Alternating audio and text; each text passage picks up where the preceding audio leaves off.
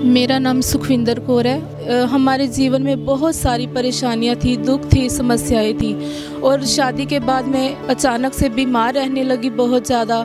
और इतनी बीमार थी कि मेरे पेट में एक भयानक दर्द उठता था और जो मेरे सहने से भी बाहर हो जाता था। और जब वो दर्द उठता था तो मैं बेहोश होकर गिर जाती थी और तकरीबन 4 साल तक ऐसे ही चलता रहा। और डॉक्टर्स के पास गए तो किसी भी डॉक्टर को मेरी प्रॉब्लम की समझ नहीं आ रही थी और कोई हमारे घर में बच्चे की भी आशीष नहीं थी।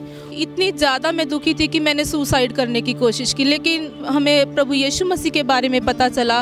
और जब हम अपने पास्टर जी के पास आए, चर्च के अंदर आए, तो पास्टर रितु खुराना जी ने मेरे लिए दुआ किया।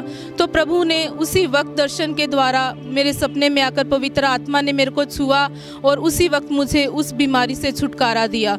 और हमारे घर में 4 दुष्ट आत्माएं काम करती थी, जो कि प्रार्थना के बाद वो हमारे घर से निकली और मेरी कोख का बंधन टूटा। और प्रभु ने हमें उसी साल के अंदर बच्चे की आशीष दी। और उसके बाद मेरे पेट में फिर से दर्द रहने लगा और जब टेस्ट किया गया तो मेरे पेट में कैंसर की रसोली थी।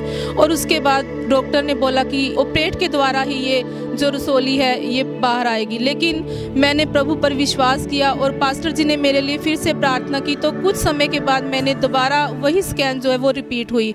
तो उसके बाद जब वो स्कैन आई, उसकी रिपोर्ट आई, तो उसमें रसोली गायब थी। और प्रभु ने इस प्रकार अद्भुत तरीके से मेरे को छुटकारा दिया रसोली से और हर तरह की बीमारियों से। आज प्रभु ने हमें फाइनेंशियली बरकत दी है और किसी भी चीज़ की कमी नहीं है। और सबसे बढ़कर प्रभु यीशु मसीह ने मुझे नया जीवन दान दिया है और मेरे लिए मुक्ति का रास्ता जो है वो खोल दिया है। मैं प्रभु का बहुत बहुत धन्यवाद देती हूँ।